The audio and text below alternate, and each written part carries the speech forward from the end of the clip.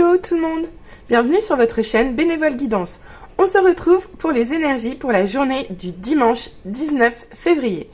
Voyons voir ce que les cartes vont vous dire. Je vous rappelle que c'est une guidance générale, que ça ne peut pas parler à tout le monde. Prenez tout ça avec de la hauteur et du discernement. Allez, c'est parti pour le tirage.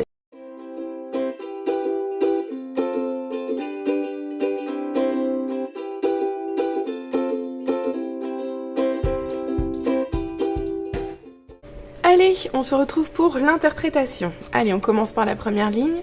On commence avec la grande prêtresse. Donc ici, on nous parle d'une forte connexion à son intuition, à sa sensibilité.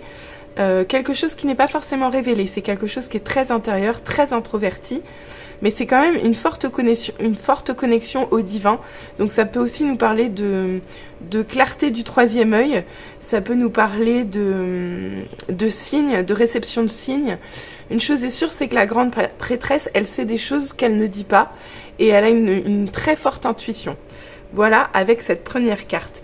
Elle est accompagnée de la reine de Pentacles. La reine de Pentacles, c'est quelqu'un qui est plutôt stable, qui est plutôt ancré d'un point de vue matériel. C'est quelqu'un de nourricier, hein, et c'est toujours quelque chose qui va dans l'ordre de la prospérité.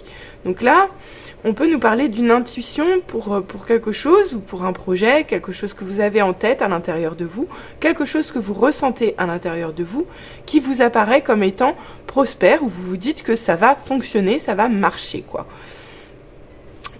Ah. Ensuite, nous avons un 9 d'épée.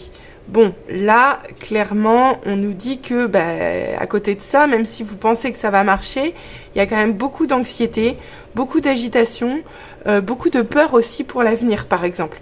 Ici, ça peut être un retour de, comment dire, de peur irraisonnée aussi, par exemple. Ça peut être ça. Donc c'est dommage, parce qu'on voit quand même il y a des très très belles énergies au départ. Là, ça dégringole un petit peu, hein.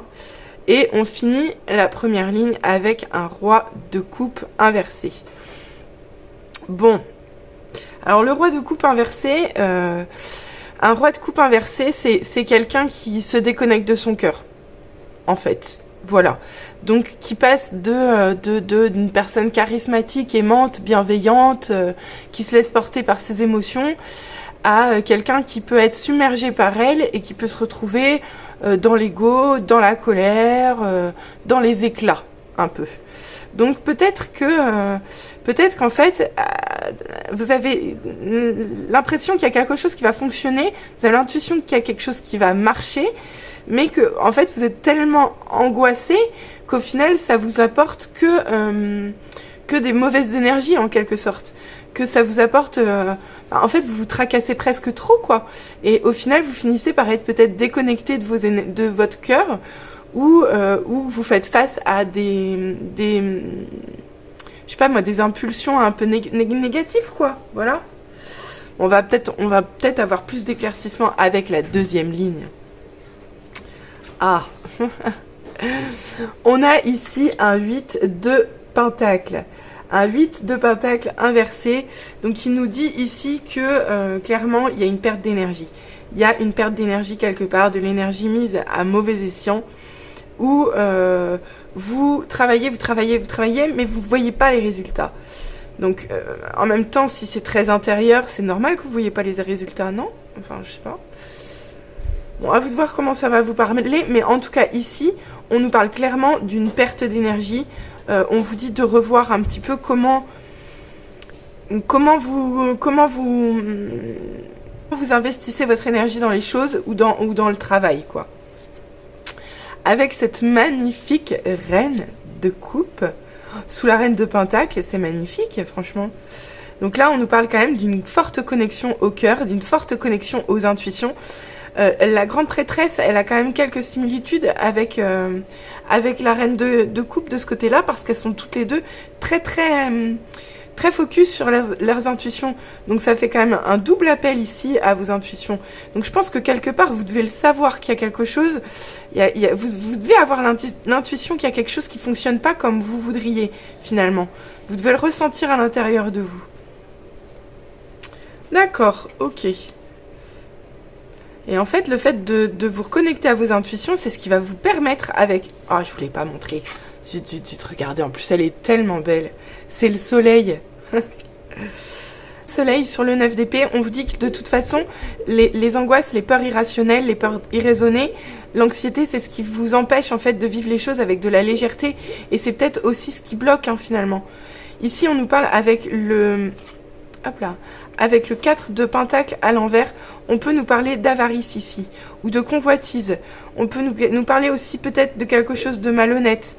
Et avec le cavalier de coupe, ici, on peut nous parler aussi de choses qui peuvent, comment dire, de choses qui peuvent être différentes de ce qu'elles sont, en fait, de prime abord.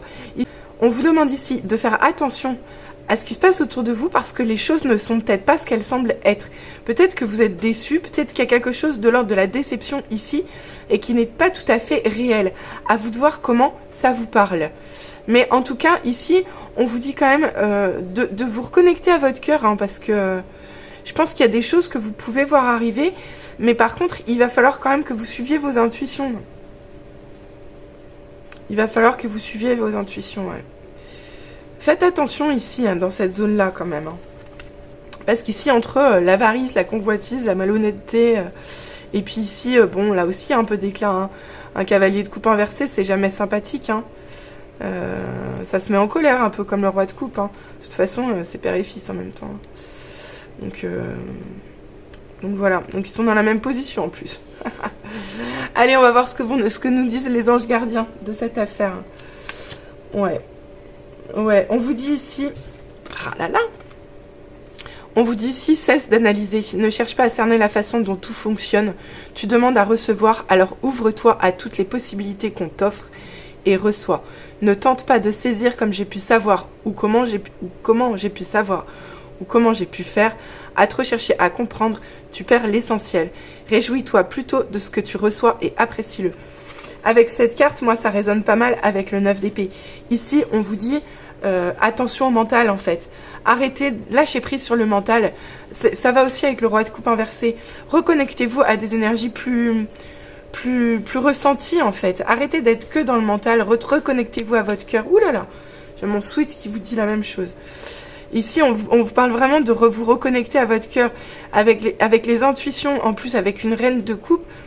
Là, il faut vraiment faire taire le mental et vous focaliser vraiment sur d'une part ce que vous ressentez, d'autre part ce que vous disent vos intuitions et troisième chose, d'être attentif à ce qui se passe autour de vous. Voilà. On vous dit également, pars en voyage. J'aimerais bien te voir préparer un voyage. Choisis une destination, là, maintenant. Pour le plaisir ou la découverte, tu as assez travaillé, il te faut te reposer maintenant. Ce projet te permettra d'avoir des idées claires pour prendre la décision finale.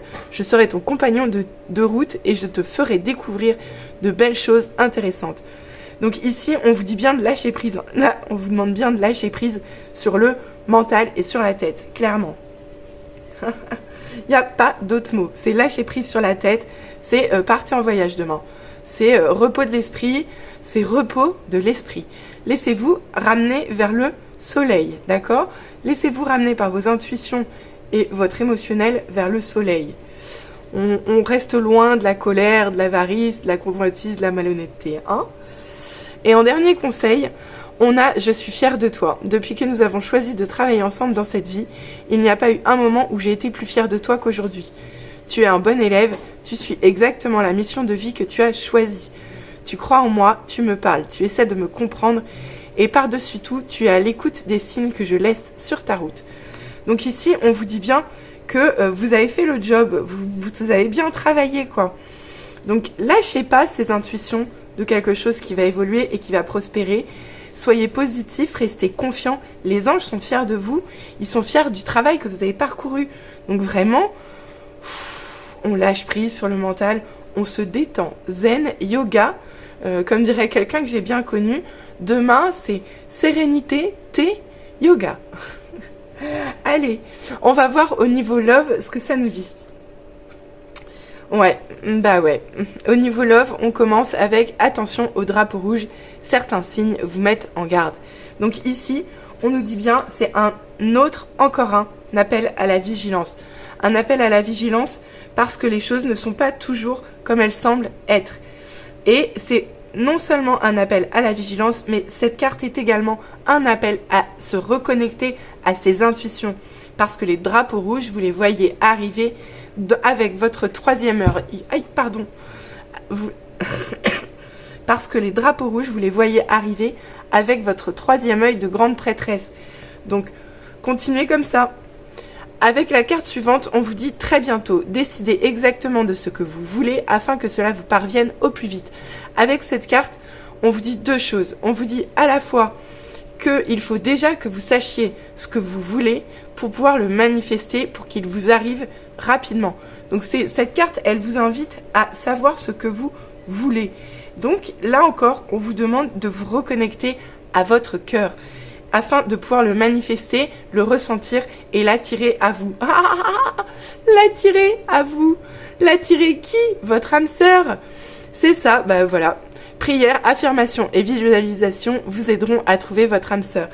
Dans cette histoire, on nous dit bien que si vous ne savez pas ce que vous voulez, comment vous allez pouvoir l'attirer. Donc commencez par savoir ce que vous voulez, savoir ce que vous vibrez, d'accord? Et on vous promet bien, avec la chimie, vous ressentez une forte attraction magnétique et vous méritez l'amour, vous êtes digne d'être aimé. On vous dit bien ici deux choses, que à la fois vous ressentez les choses, d'accord, vous ressentez, grande prêtresse, reine de pentacle, reine de coupe, même roi de coupe, vous ressentez des choses, donc connectez-vous-y, vous vous sentez attiré par ça, donc allez-y et vous méritez l'amour, vous êtes digne d'être aimé, bien sûr que vous êtes digne d'être aimé, c'est évident. Avec cette carte, on vous dit que les anges ne vous ont pas oublié, que l'amour arrive à vous. Continuez à vibrer le positif et à manifester ce que vous voulez vraiment. Vous le méritez, vous allez l'avoir, cette relation forte et magnétique que vous désirez. Vous en êtes digne. Donc, très très belle conclusion pour ce tirage.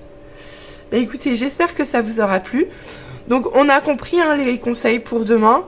Sérénité, thé, yoga, suivre ses intuitions, se reconnecter à son cœur, manifester les choses de façon positive. Voilà. Allez, bah écoutez, je vous souhaite un très bon dimanche et je vous dis à bientôt pour les nouvelles énergies. Bisous, bisous, bye bye.